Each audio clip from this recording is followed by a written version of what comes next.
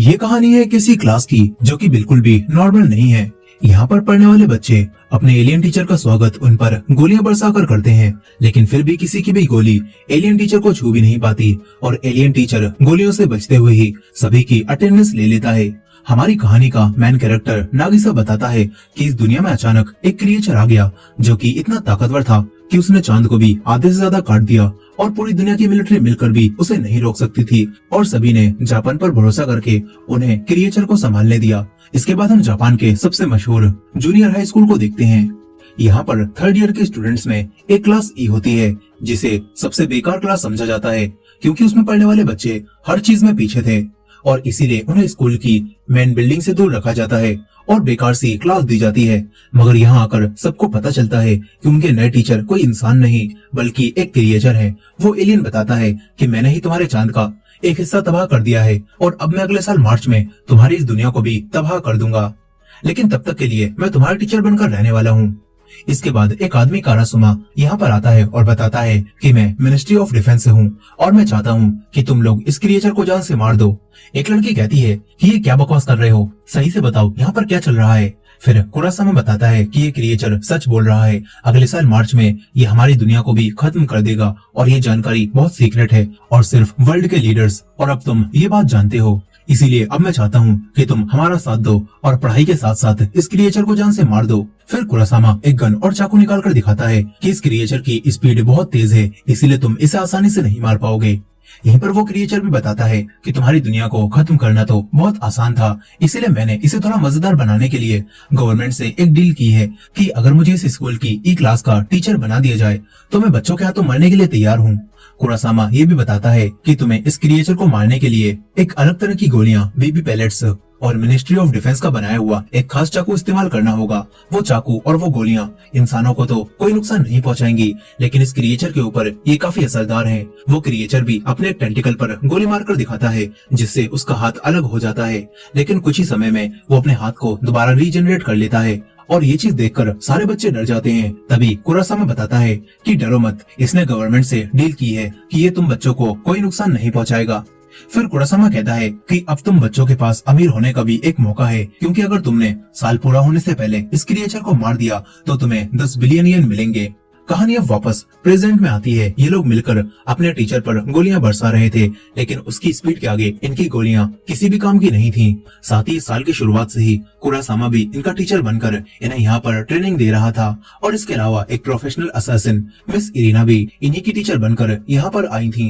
उन्हें भी क्रिएचर को मारना था। नागिसा कहता है कि मिस इरीना एक स्किल्ड असैसिन है, उन्होंने पहले दिन ही क्रिएचर पर एक बड़ी सी गन से हमला कर दिया था, लेकिन फिर भी वो कुछ भी नहीं कर पाई और हार कर बाहर आ गई और तब से वो हमारी इंग्लिश की टीचर हैं। यही अब प्रेजेंट में किसी की भी एक भी गोली क्रिएचर को नहीं लगती और गोलियां खत्म होने पर सभी बैठ जाते हैं। क्रिएचर हंसते हुए कहता है कि मुझे उम्मीद है ग्रेजुएशन से पहले तुम में से कोई मुझे मारने में कामयाब हो जाएगा। अब इसके बाद कारासुमा इन सभी को फाइटिंग की ट्रेनिंग देने लगता है। यहाँ पर कुछ लड़कों ने मिलकर नागिसा के साथ कोई प्लान बनाया था जिसे आज वो अंजाम देने वाले थे। वो लड़के नागिसा से कहते हैं कि तूने उस ऑक्टोपस की वीकनेस नोट की है ना। नागिसा हाँ करता है और इन्हें वो दिखाता है, लेकिन उससे बस इन्हें इतना ही पता चलता है कि अलग अलग इमोशंस जैसे कि गुस्सा आना और खुश होने पर उसके चेहरे का रंग बदल जाता है, लेकिन ये जानकारी उन लड़कों के किसी काम की नहीं थी। अब इसके बाद जब ऑक्टोपस इन्हें पढ़ा रहा था तो एक लड़का नागिसा को प्लान अंजाम देने का इशारा करता है। नागिसा कोई सवाल पूछने के बहाने ऑक्टोपस के पास जाता है और उसने अपना चाकू पीछे छुपा रखा था, लेकिन जैसे ही नागिसा उस पर हमला करता है तो तभी ऑक्टोपस अपने टेंटिकल से उसका हाथ पकड़ लेता है। मगर ये वो प्लान नहीं था। दरअसल नागिसा ने अपने ऊपर उन्हीं स्पेशल गोलियों से बना हुआ एक बटन लगा रखा था और वो लड़के बटन दबाकर उसे ब्लास्ट करते हैं जिससे यहाँ पर धमाका होता है। वो लड़के खुश होने लगते हैं कि उन्होंने ऑक्टोपस को मार दिया। नागिसा की दोस्त ये देखकर कहती है कि तुमने ये क्यों किया। वो लड़के कहते हैं कि चिंता मत करो, ये बच्चों के खिलौने वाला बॉम्ब था जिसमें हमने वही स्पेशल पैलेट्स डाल दी थी, इससे नागिसा को कुछ भी नहीं होगा। ये लोग खुश हो रहे थे कि फाइनली इन्होंने ऑक्टोपस को मार ही दिया, लेकिन असल में ऑक्टोपस बच गया था। वो छत पर चिपका होता है और उसने बम फटने से ठीक पहले अपनी स्किन उतार दी थी, जो कि वो हर महीने करता था। साथ ही अब ऑक्टोपस उन 3 लड़कों पर काफी गुस्सा भी हो जाता है जिन्होंने ये प्लान बनाया था। क्योंकि गवर्नमेंट की डील के हिसाब से इन बच्चों को सिर्फ उसी चाकू और गोलियों का इस्तेमाल करके ही ऑक्टोपस को मारना था। इसी वजह से अब ऑक्टोपस तेजी से कहीं जाकर वापस आता है और उसके हाथों में इन लड़कों के घर की नेम प्लेट होती है। वो कहता है कि मैं तुम्हें तो नुकसान नहीं पहुंचा सकता, लेकिन अगर तुमने दोबारा ऐसा किया तो मैं तुम्हारे घर वालों या फिर दोस्तों को मार सकता हूँ। अब इसके बाद वो इनकी काफी तारीफ करते हुए कहता है कि तुम्हारा ये प्लान तो वैसे बहुत अच्छा था और नागिसा ने सबसे बेहतर एक्ट किया और बिना कुछ पता लगे मेरे करीब पहुंच गया। वो नागिसा की काफी तारीफ करके सभी को सीट पर बैठने के लिए कहता है। तभी ये लोग पूछते हैं कि वैसे आपका नाम क्या है। ऑक्टोपस कहता है कि मेरा कोई भी नाम नहीं है। तभी एक लड़की कहती है कि फिर तो हम आपको अब से कोरो सेंसेई कहेंगे। ऑक्टोपस को भी अपना नाम काफी पसंद आता है और सभी उन्हें कोरो सेंसेई कहने लगते हैं। अब इसके बाद अगले दिन कारासुमा और इरेना देखते हैं कि बच्चों ने कोरो सेंसेई को जाल में फंसा दिया है। वो सभी लोग मिलकर कोरो सेंसेई पर गोलियां बरसा रहे थे, लेकिन जाल में फंसे होने के बावजूद भी कोरो सेंसेई की स्पीड बहुत तेज थी। वो हर गोली से बच जाते हैं। कारासुमा पूछता है कि यहाँ पर क्या चल रहा है। दो लड़कियां उन्हें बताती हैं कि हमने सेंसेई को पकड़ने के लिए एक ट्रैप बिछाया था जिसमें वो आसानी से फंस गए और फिर हमने उन्हें जाल में दबोच लिया। यहाँ पर कोरो सेंसेई अब घूम घूम कर नेट तोड़ देता है और ये देखकर सभी तुरंत उस पर गोलियां चलाने आते हैं, लेकिन वो स्पीड से छत पर चला जाता है और कहता है कि तुम्हारा प्लान काफी मजेदार था, लेकिन बदले में अब तुम्हें कल डबल होमवर्क करना पड़ेगा। अब तभी यहाँ पर एक नया लड़का आता है। उसका नाम कर्मा था। उसे कुछ दिनों पहले स्कूल से सस्पेंड कर दिया गया था। कोरो सेंसेई उसके पास जाते हैं और कर्मा हाथ मिलाने के लिए हाथ आगे बढ़ाता है, लेकिन जैसे ही कोरो हाथ छूता है तो उसके हाथ के टेंटिकल वहीं पर टूट जाते हैं और कर्मा जोर जोर से हंसकर कहने लगता है कि मैंने तो सुना था तुम बहुत तेज हो, लेकिन असल में तुम तो बहुत स्लो हो। तुम मेरे हाथ में लगे हुए उसी चाकू के टुकड़ों को भी नहीं देख पाए। कर्मा कहता है कि मैं तुम्हें आराम से मार दूंगा। ये चीज देखकर सारे बच्चे हैरान रह जाते हैं, क्योंकि अब तक कोरो सेंसेई को कोई भी नहीं छुपाया था, लेकिन कर्मा ने आते ही उसके हाथ के टेंटिकल तोड़ दिए। नागिसा मन ही मन कहता है कि कर्मा को स्कूल से इसीलिए सस्पेंड किया गया था क्योंकि उसने अपने सीनियर्स को बहुत बुरा मारा था और वही हम सब में सबसे समझदार और ताकतवर है। शायद अगर कोई है जो कोरो सेंसेई को मार सकता है तो वो कर्मा है। अब इसके बाद हम दो फाइटर जेट को देखते हैं जो कि कहीं पर बॉम्ब गिराने जा रहे थे। तभी कोरो सेंसेई वहां पर आकर उन्हें तोड़ देते हैं। साथ ही वो अपनी बुक में कर्मा को सारे बच्चों से आगे रखते हैं और सोचते हैं कि अब इस कर्मा को किस तरह ठीक किया जाए। अब इसके बाद अगले दिन जैसे ही वो क्लास में पहुंचता है तो किसी ने एक ऑक्टोपस उसी चाकू से मारकर डेस्क पर रख दिया था। कर्मा कहता है कि वो गलती से मैंने उस ऑक्टोपस को तुम्हें समझकर मार दिया, लेकिन ये देखकर कोरो सेंसेई तेजी से कहीं पर जाकर आते हैं और अब एक मिसाइल उनके हाथ में थी। ये देखकर सभी सोच रहे थे कि अब तो कर्मा गया, लेकिन कोरो सेंसेई मिसाइल की आग से ऑक्टोपस पकाकर कर्मा को खिलाते हैं। साथ ही उन्होंने कर्मा के नाखूनों पर एक आर्ट भी बना दी थी। अब इसके बाद दूसरी क्लास के दौरान जब कर्मा कोरो सेंसेई के ऊपर सूप से हमला करता है तो तभी वो तेजी से बचकर कर्मा को लड़कियों वाला एप्रन पहना देते हैं और उन्होंने हवा में गिरते हुए ही सूप को भी गिरने से बचा लिया था। ये सब देखकर सभी लोग कोरो सेंसेई की तारीफ करने लगते हैं कि वो तो कितने तेज हैं। कुछ समय बाद नागिसा कर्मा को देखता है जो कि अकेला बैठा हुआ था। कर्मा अपने पुराने टीचर के बारे में सोच रहा था जो कि काफी अच्छे थे। वो कर्मा को हमेशा समझाते थे और उसका साथ देते थे। यहाँ पर अब कर्मा नागिसा से पूछता है कि नागिसा कोरो सेंसेई कैसे हैं। इस पर नागिसा कहता है कि कोरो सेंसेई काफी अच्छे टीचर हैं, साथ ही बच्चे उन्हें पसंद करने लगे हैं और तो और वो इस दुनिया को खत्म करने आए थे, लेकिन असल में वो पढ़ाने में भी काफी अच्छे हैं। ये सब सुनकर कर्मा के दिमाग में कोरो सेंसेई को मारने का नया प्लान आता है और तभी कोरो सेंसेई यहाँ पर प्रकट हो जाते हैं। कर्मा कोरो सेंसेई से पूछता है कि आप एक अच्छे टीचर हो ना, क्या आप अपने स्टूडेंट को प्रोटेक्ट करने के लिए अपनी जान को खतरे में डालोगे। कोरो सेंसेई हाँ बोलते हैं और ये सुनते ही कर्मा अपनी गन निकाल कर नीचे कूद जाता है। उसने कोरो सेंसेई को दो तरह से फंसा दिया था। अब अगर कोरो सेंसेई उसे बचाने आते हैं तो कर्मा उन्हें शूट करके खत्म कर देगा और अगर कोरो सेंसेई उसे नहीं बचाते तो वो एक टीचर के रूप में फेल हो जाएंगे। कर्मा सोच रहा था कि उसने बाजी मार ली। साथ ही हमें पास्ट का सीन भी दिखाया जाता है जहाँ पर जब कुछ ए क्लास वाले लड़के पिछले साल की ई क्लास के एक लड़के को बुली कर रहे थे तो कर्मा उन्हें मारकर उस लड़के को बचाता है, जिससे पता चलता है कि कर्मा कोई बुरा लड़का नहीं है, बल्कि वो तो अंदर से काफी अच्छा है। लेकिन क्योंकि अब उसने ए क्लास के स्टूडेंट की साइड लेकर एलिट क्लास के बच्चों को मारा था, इसीलिए उसके टीचर जो कि हमेशा उसका साथ देते थे वो कर्मा को डांटते हैं, जबकि कर्मा ने कुछ गलत नहीं किया था। और उस दिन के बाद कर्मा समझ गया कि उसके ये टीचर अच्छे नहीं हैं, बल्कि वो तो हर सिचुएशन में अपने बारे में सोचते हैं। इसी चीज को देखते हुए कर्मा अब कोरो सेंसेई को आजमा रहा था और तभी कोरो सेंसेई अपनी स्पीड से अपने टेंटिकल की मदद से एक जाल बना देते हैं जिससे कर्मा नीचे गिरने से बच जाता है। और कर्मा कोरो सेंसेई को भी मार नहीं पाता। इसके बाद कोरो सेंसेई उसे ऊपर लेकर आते हैं और कहते हैं कि तुम मेरे स्टूडेंट हो, इसीलिए तुम्हें मरने देने का तो सवाल ही नहीं होता। ये सब देखकर अब कर्मा भी हार मान लेता है और कहता है कि इन्हें किसी भी तरह से नहीं मारा जा सकता। ये बोलकर वो जाने लगता है, लेकिन जाते हुए वो कोरो सेंसेई से कहता है कि एक दिन मैं आपको जरूर मारूंगा। कोरो सेंसेई भी कहते हैं कि मुझे भी उस दिन का इंतजार रहेगा। यहीं पर नागिसा सोच रहा था कि आखिर कोरो सेंसेई ने कर्मा को बचाने के लिए इतना सब कुछ क्यों किया। वहीं दूसरी तरफ मिलिट्री बेस में सोल्जर्स का लीडर कारासुमा को बताता है कि पिछले 2 महीनों से जब से वो क्रिएचर आया है तब से पूरे वर्ल्ड से हमारे ऊपर मिसाइल से हमले हो रहे हैं ताकि वो क्रिएचर को मार सकें, लेकिन हर बार वो क्रिएचर ही मिसाइल से हमें बचा लेता है, मगर फिर भी हमें किसी भी तरह उस क्रिएचर को मारना होगा। वो लीडर कारासुमा को बताते हैं कि अब हम उस क्लास में एक नए स्टूडेंट को भेजने वाले हैं, शायद वो क्रिएचर को मार सके। अब इसके बाद कोरो सेंसेई की क्लास में एक नया स्टूडेंट आता है। वो कोई इंसान नहीं बल्कि एक एआई रोबोट था और उसे बस एक ही नियम दिया गया था कि उसे किसी भी बच्चे को नुकसान नहीं पहुंचाना है, बाकी किसी भी तरह से वो कोरो सेंसेई को मार सकती है। अब पहले चांस में ही वो कई सारी बड़ी बड़ी गन्स निकालती है और डायरेक्ट कोरो सेंसेई के ऊपर गोलियों की बरसात कर देती है। सारे बच्चे ये देखकर डेस्क के पीछे छुप जाते हैं और कोरो सेंसेई अपनी स्पीड से उन गोलियों से बच रहे थे।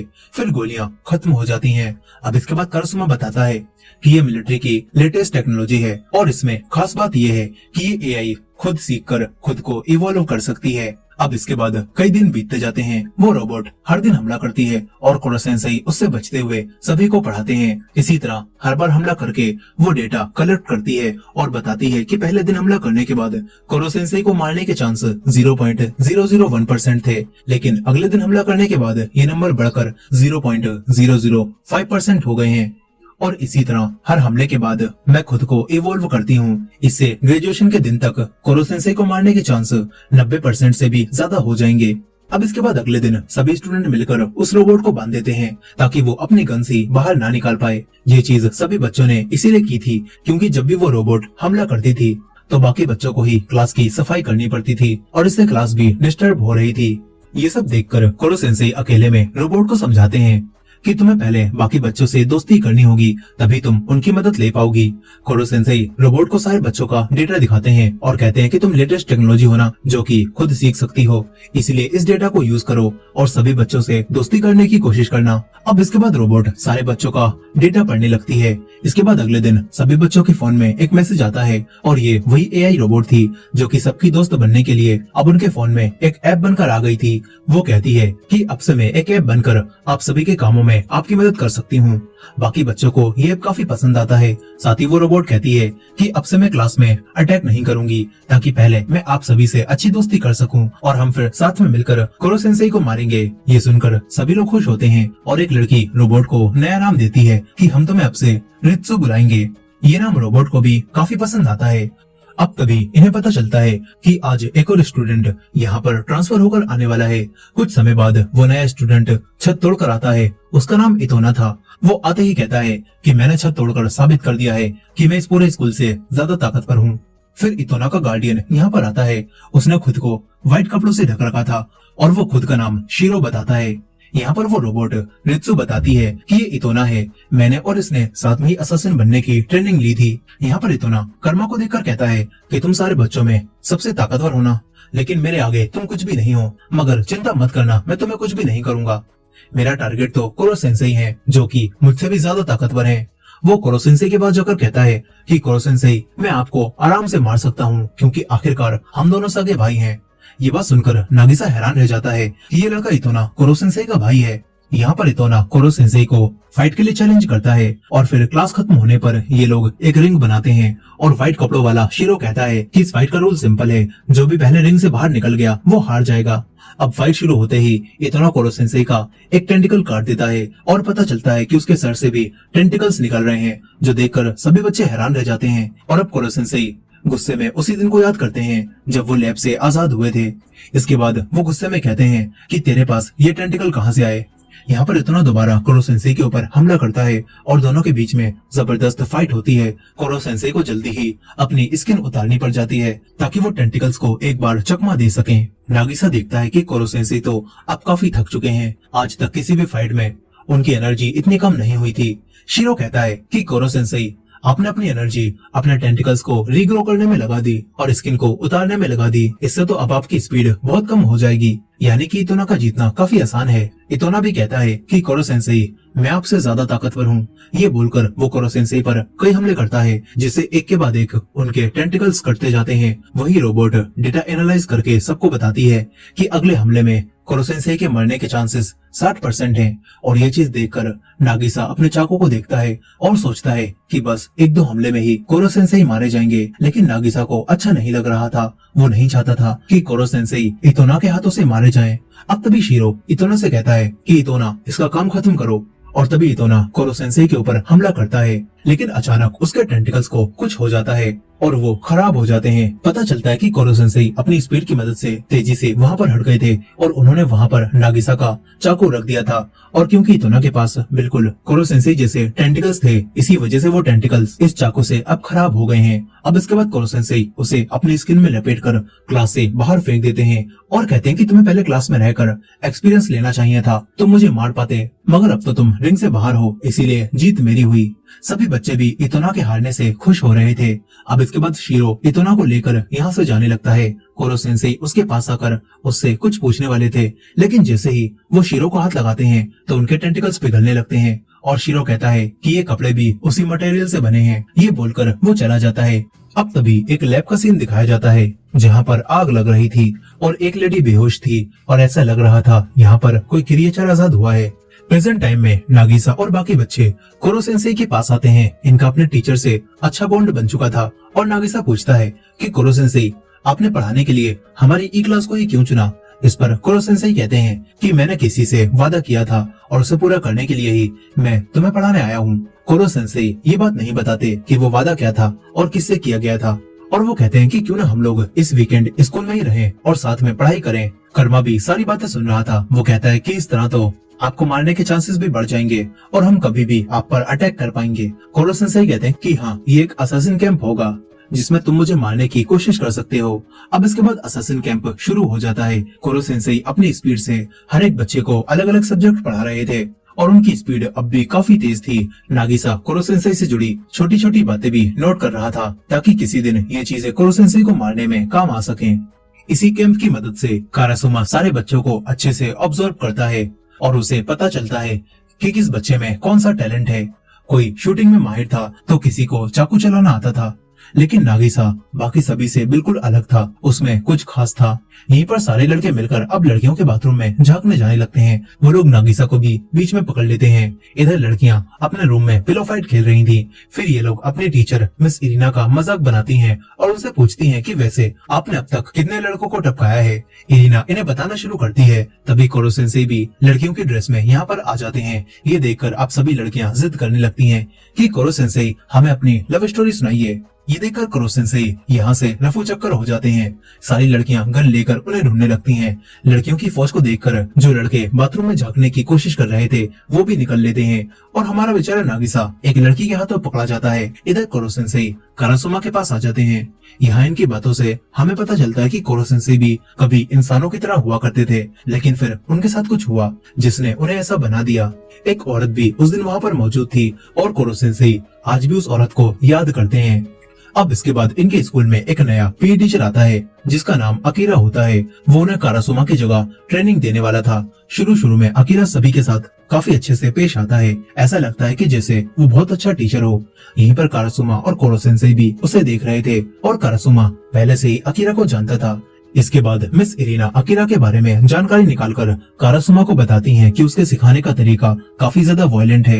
यहीं पर अब ट्रेनिंग के दौरान जब एक लड़की गिर जाती है तो अकीरा उसे मारने लगता है और ये देखकर कारासुमा उसे रोकता है और कहता है कि हिम्मत है तो मुझसे लड़ो। ये सुनकर अकीरा कारासुमा को चैलेंज करता है और कहता है कि चलो अपने स्टूडेंट्स में से किसी भी एक को चुनो, मैं उससे खाली हाथ लड़ूंगा और अगर उसने चाकू मुझसे टच भी कर दिया तो मैं हार जाऊंगा और ये जॉब छोड़ दूंगा। अकीरा अब असली चाकू निकालता है और कोरो सेंसेई भी ये देख रहे थे। सारे बच्चे डरे हुए थे क्योंकि वो असली चाकू से फाइट नहीं करना चाहते थे। तभी कारासुमा नागिसा के पास जाकर उसे लड़ने के लिए चुनता है। नागिसा भी मान जाता है। वो चाकू लेकर अकीरा की तरफ बढ़ने लगता है। अचानक नागिसा मुस्कुराता है और उसकी पूरी पर्सनालिटी ही चेंज हो जाती है। अकीरा ये देखकर हिल भी नहीं पाता और नागिसा उसे गिराकर उसके गले पर चाकू रख लेता है, जिसके साथ ही नागिसा जीत जाता है। ये देखकर अकीरा कहने लगता है कि चलो एक और रीमैच करते हैं, लेकिन नागिसा मना कर देता है और अकीरा से यहाँ से जाने के लिए कहता है। अकीरा को भी वादे के मुताबिक यहाँ से जाना पड़ता है। फिर सारे बच्चे नागिसा के साथ खुश होने लगते हैं। यहीं पर कोरो सेंसेई कारासुमा से कहते हैं कि आखिरकार तुमने भी नागिसा का टैलेंट नोटिस कर ही लिया। कारासुमा बताता है कि बाकियों से हटकर नागिसा के पास नेचुरल असैसिन वाला टैलेंट है। कोरो सेंसेई भी कहते हैं कि इस ई क्लास में अलग अलग तरह के असैसिन्स भरे हुए हैं, देखते हैं कि इन सभी में से मुझे कौन मारेगा। अब इसके बाद बारिश के दिनों में सभी लोग देखते हैं कि पानी की वजह से कोरो सेंसेई का चेहरा फूल गया है। यहाँ पर कोरो सेंसेई तुरंत ही ऊपर से गिरने वाले पानी को रोकते हैं और ये देखकर नागिसा इसे नोट कर लेता है। यहीं पर एक लड़की कोरो सेंसेई के पास आकर कहती है कि मैंने बहुत मेहनत से ये जहर बनाया है और मैं चाहती हूँ कि आप इसे पी लें।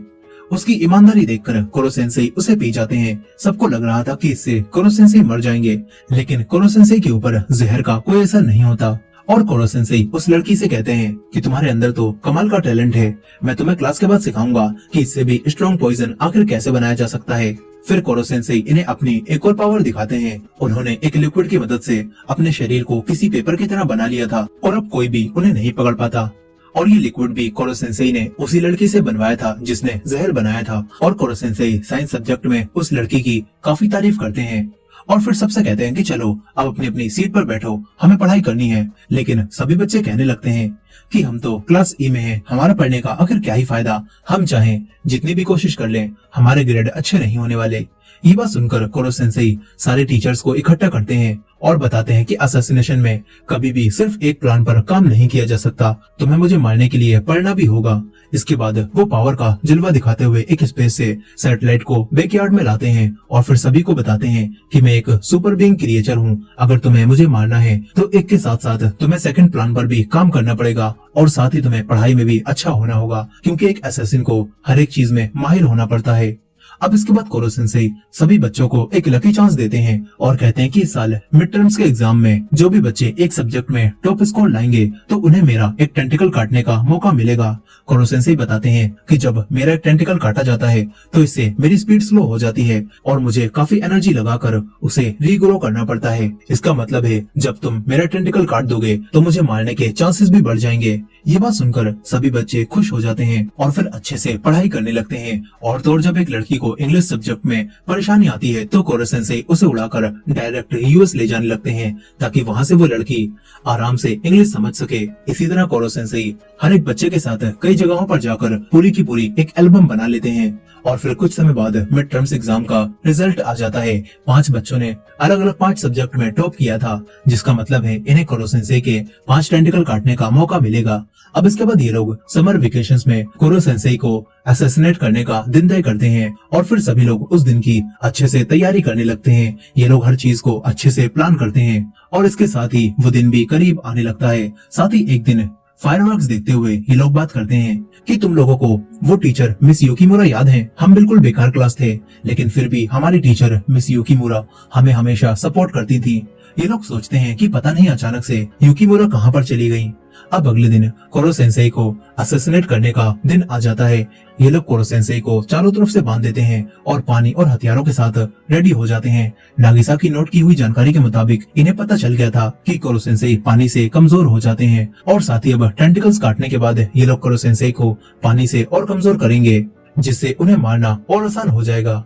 फिर इसके बाद 5 लोग गन की मदद से कोरो सेंसेई के 5 टेंटिकल काट देते हैं और इसके बाद सभी उनके ऊपर पानी डालने लगते हैं। फिर 2 बच्चे गोलियों से कोरो सेंसेई पर हमला करते हैं, मगर तभी यहाँ पर एक बड़ा धमाका होता है और जब धुआं हटता है तो कोरो सेंसेई यहाँ पर नहीं थे। इन्हें लगता है कि वो मारे गए, मगर कोरो सेंसेई ने खुद को एक छोटी सी बॉल में ट्रांसफॉर्म कर लिया था, जिससे वो अभी भी जिंदा थे। और वो बताते हैं कि ये मेरी एब्सोल्यूट डिफेंस फॉर्म है, इसमें तुम लोग मुझे किसी भी गोली या चाकू से नहीं मार सकते और न ही मुझे पानी से कोई फर्क पड़ेगा। कोरो सेंसेई बताते हैं कि अगले 24 घंटों बाद ही अब मैं अपने असली रूप में आ पाऊंगा और तब तक के लिए ये लोग उनका कुछ नहीं बिगाड़ सकते। अब तभी अचानक से एक के बाद एक कई बच्चे बेहोश होने लगते हैं और उन्हें तेज फीवर हो जाता है। फिर इसके बाद अकीरा अपने लोगों के साथ यहाँ पर आता है और बताता है कि मैंने इन बच्चों की ड्रिंक में वायरस मिला दिया था क्योंकि मुझे नागिसा से बदला लेना है और अब इस वायरस का एंटीडोट सिर्फ मेरे पास है। वो एंटीडोट देने के बदले में नागिसा को कोरो सेंसेई के साथ उसे सौंपने के लिए कहता है और कारासुमा के पास अब कोई चारा नहीं था क्योंकि कई बच्चों की जान खतरे में थी। लेकिन तभी कोरो सेंसेई उससे कहते हैं कि तुम्हें सही में लगता है वो अपना वादा निभाएगा। ये सुनकर वो रुक जाते हैं और तभी पीछे से एक टेंटिकल आता है और कारासुमा नागिसा को बचा लेते हैं। पता चलता है कि इतोना ठीक होकर दोबारा कोरो सेंसेई को मारने यहाँ पर आ गया है। ये देखकर कर्मा तुरंत ही नागिसा और कोरो सेंसेई को लेकर यहाँ से भाग जाता है। इतोना भी इनके पीछे जाता है। यहीं पर अकीरा एंटीडोट देने से मना कर देता है और यहाँ से निकल लेता है। ये देखकर अब सभी लोग सभी बच्चों को फीवर की और दूसरी दवाइयाँ देने लगते हैं ताकि ये लोग उनकी हालत को कंट्रोल कर सकें। वहीं पर नागिसा और कर्मा कोरो सेंसेई को लेकर एक टावर पर चढ़ रहे थे। तभी इतोना बीच से लेडर तोड़ देता है जिससे नागिसा आगे नहीं जा पाता। नागिसा कोरो सेंसेई को कर्मा को देता है लेकिन फिर इतोना ऊपर आकर कर्मा से फाइट करने लगता है मगर कर्मा भी फाइटिंग में काफी अच्छा था। वो इतोना से बचता रहता है और ये लोग टावर पर ही फाइट करते हैं। तभी कर्मा ऊपर से नीचे गिर जाता है। नागिसा भी लेडर पर लटका हुआ था और लेडर अब टूट रही थी। ये देखकर नागिसा नीचे कूद जाता है और बच जाता है। इसके बाद कर्मा नागिसा को ऊपर की तरफ इशारा करता है और फिर दोनों कोरो सेंसेई को फुटबॉल बनाकर टावर पर खेलने लगते हैं। इतोना इन्हें मारना नहीं चाहता था इसीलिए वो कहता है कि मुझे कोरो सेंसेई दे दो। लेकिन तभी यहाँ पर बारिश शुरू हो जाती है और क्योंकि इतोना के टेंटिकल्स भी बिल्कुल कोरो सेंसेई की तरह थे इसीलिए वो पानी में कमजोर पड़ जाते हैं और नागिसा उन्हें काटकर इतोना को हरा देता है। कोरो सेंसेई भी समझ जाते हैं कि इन्होंने जानबूझकर आज का दिन चुना था क्योंकि इन्हें पता चल गया था कि आज बारिश होने वाली थी और बारिश में कोरो सेंसेई कमजोर पड़ जाते लेकिन फाइट यहाँ तक पहुंच ही नहीं पाई।